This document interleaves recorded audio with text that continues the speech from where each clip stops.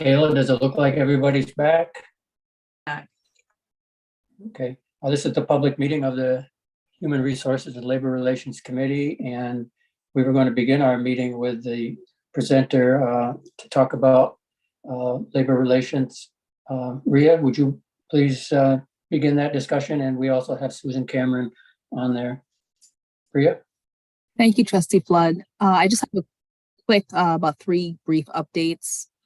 First, I'll start with the graduate student unionizing efforts. We have reached an agreement with UAW, their larger union that they're a part of. And that voluntary recognition process will involve a union card count at this point. So we've retained a third-party neutral who will be comparing list of appropriate graduate students to the cards that have been provided by UAW and the graduate students. So that process should be initiated in the next week or so, and we'll know the results. And we are we'll work with them. Depending on what the next steps will be, we are going to move forward with them. So we will keep you all updated and posted as we take on the next steps. Appreciate that. Are there any questions?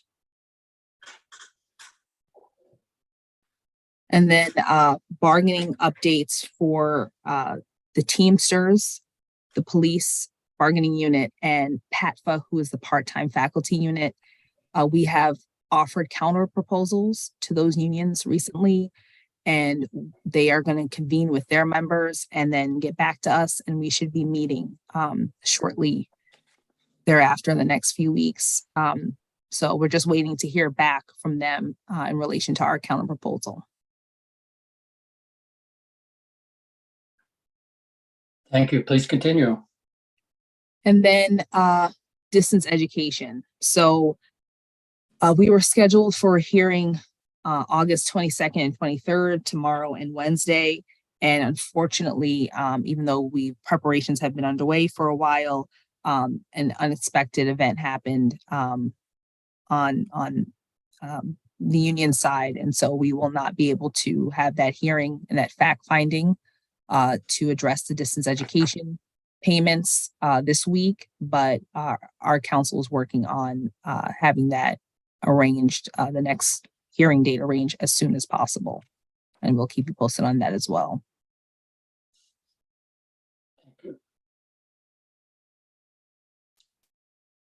I see no hands raised, so continue on, Rhea. That is going to be it for me. All right. Thank you very much for everything you've done for us. Appreciate it. And Susan as well. The rest of our topics were going to be led by Acting Vice Chancellor for Strategic Initiatives, Carolyn Dorsey. And Carolyn, would you kick these off? Sure, happy to. Thank you. As you all recall, we just recently completed a thorough review of the hiring and recruitment practices for employees throughout the University of Maine system. And as part of that report, there were 10 recommendations for action. At a prior meeting, I indicated that we had kicked off a handful of those and we're moving along with those recommendations. But as of today, we have begun work on 9 of the 10, all really well underway. Some of them will be completed as early as August, later, this month, some throughout the rest of the fall, but all of them are scheduled to be completed before the end of the year, before December 31st. Really pleased with how that work has been moving along. And the only one that we have not yet initiated is when the revisions to our practices have been completed and all of those procedures put in place, we needed to move them to the public facing sector of our website. So we really can't do that action until all of the revisions are completed. And we're working with someone now that is going line by line through all of the current procedures and updating them on several levels. And that work is, again, scheduled to be completed by the end of the year on track. So once that's done, we'll begin to move everything over to a more public-facing website, which is the only recommendation from that report that we have not yet initiated. Also in the report, we identified 8 areas that really are areas that were not covered thoroughly in this initial review, but that could potentially use some further review and just a look to make sure that we have everything in place in these areas to make sure that the experience for our employees is accurate and appropriate and robust. So 4 of those areas we have begun to look at. The 4 areas are orientation and onboarding, the area of executive employment, which are those reports that are people that report directly to the chancellor, the scaling of research employment across the system, and then HR technology integration, and making sure that we have the technologies in place to support the size employee base that we have. So those 4 areas we have begun to look into, and then we have 4 more: internal promotion, separations and terminations, grievances, and then salary increases for employees in the management group, so not covered by a bargaining unit. Those are the 4 areas that we will look into once we conclude this initial work.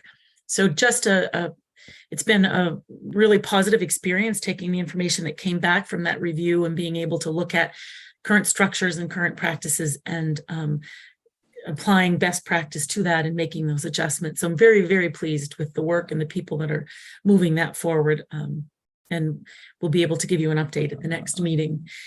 The only other piece of that I would mention is the fact that one of those recommendations was to do a bit of restructuring of what was the CHRO position, the job description reporting structure.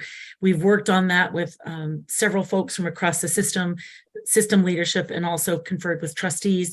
And we have what I believe is will be a very effective structure set up, and an appropriate job description for that position. And we are hoping to kick off that search very soon, within the next week.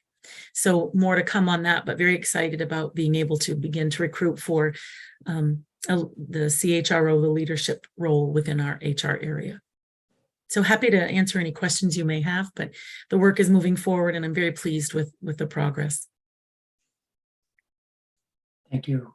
Any Right. trustees or others that want to comment about the CHRO activities? I'm not seeing any. Thank And you. I would just take a quick moment to thank we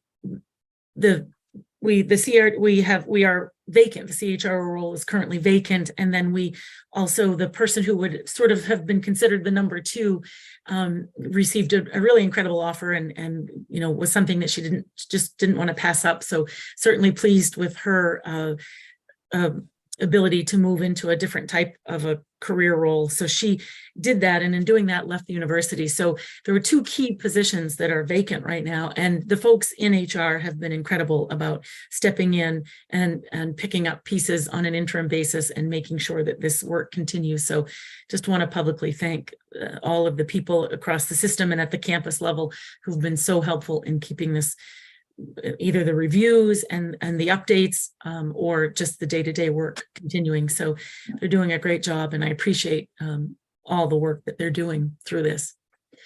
My next topic is looking at as you all know, at the last few board meetings, we've had folks that have come forward during public comment period that have had some concerns about retiree health and benefits. We have been working with them. We're addressing their concerns.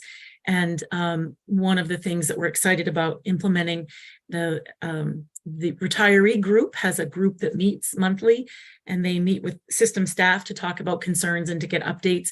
And then we also have a team, the acronym is EPTIF, and they look at employee retiree healthcare, the benefits, the structures that we have in place, the communication that we have with our retirees. Those 2 groups have been meeting, but they meet separately. So one of the things that we're going to do in beginning next month in September is have them meet together as one combined group. And I think that will be very helpful in making sure that the retirees, their concerns are heard, they're heard timely. It's them voicing them directly to the group that will be able to work at addressing some of their concerns. And instead of there being kind of a lag or a go-between, they'll be able to have direct conversations with folks. And I think that it will be a really nice structure and one that will benefit both sides very well. So excited to have that change occur in September and look forward to the giving you an update on how that goes at our next meeting. So if there are no questions on that particular change, I will move on to my last, I think, update.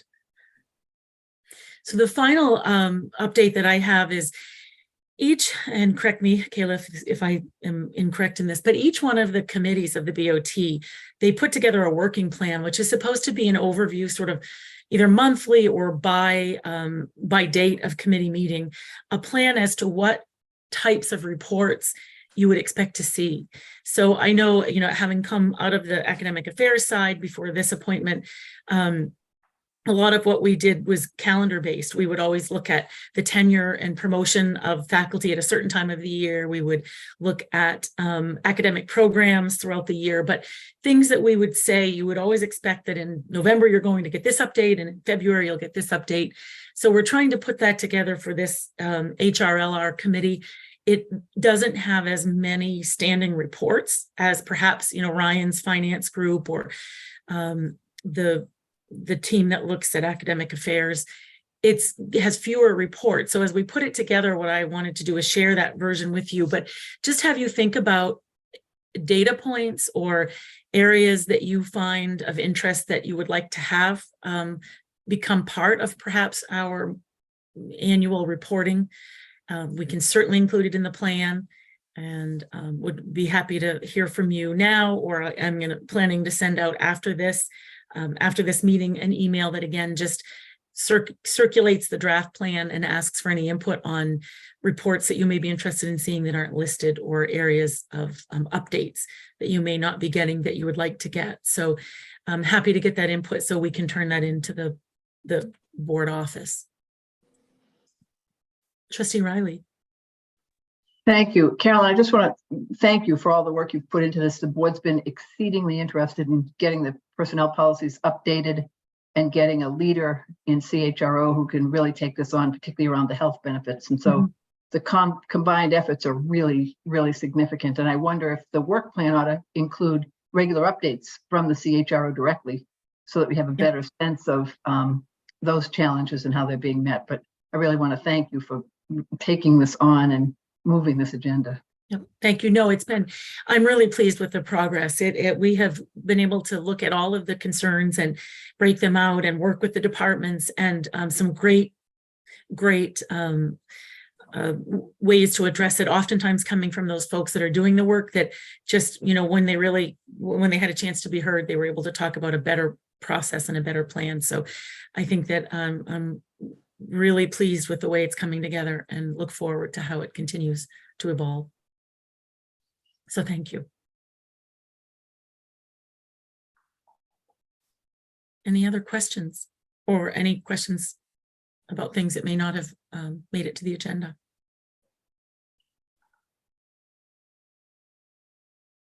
All right. Thanks. Yep. Carolyn, thank you very much. It's been said many times, and I want to also say it again. Thank you. There's been an awful lot of discussion and an awful lot of work, and I'm very hopeful of a work plan, and a work plan that will have regular updates on the activities of the CHRO and all that. But my sense still is job one, CHRO person soon on deck, so that you can free yourself from an awful lot of the work that you've been doing in addition to your other capacities as chief of staff and vice chancellor. So thank you. And did anyone else have any input regarding the work plan or any other topics that we have talked about? And I do realize that we didn't ask you ahead of time to think about reports that you might like to see. So we're sort of putting you on the spot. So that is why I plan to just mention it today, and then we'll send out a follow-up so that you can look at the plan and think about it and offer some thoughts to us directly. But we would really like to further develop the plan. Thank you to everyone. And any last thoughts by anyone? Not seeing any. Caitlin, thanks so much for organizing this for us. And Rhea, thanks for all the input that you gave us today, and Susan. So I don't think we need to have a motion to adjourn, do we? We do not. All right. I guess unless I hear otherwise, our meeting is hereby adjourned. Thank you. Thank Thank you. Thank you very much.